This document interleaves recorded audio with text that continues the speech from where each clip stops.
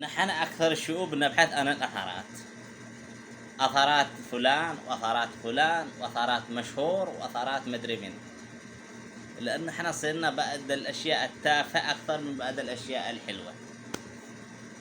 لو أجينا على واحد يقرأ القرآن الكريم البعض بيشجعه والأكثر مستحيل يشجعونه.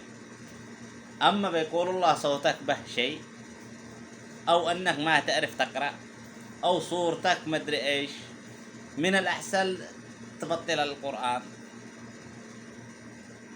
وبيروحوا عند واحد لا يقرأ ولا يسوي شيء معه محتوى تافه، بيحصل من يشجعه وبيحصل من يدعمه،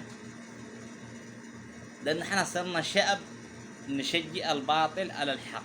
يعني إذا شفنا الحق نقول الله روح لك، ما منك فايدة، ونبحث بعد الترندات البايخة فقط.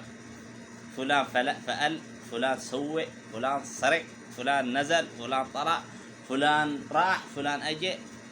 يعني مستحيل نخلي للواحد حاله، رغم أن احنا أكثر الشعوب متواجدين في التواصل الاجتماعي.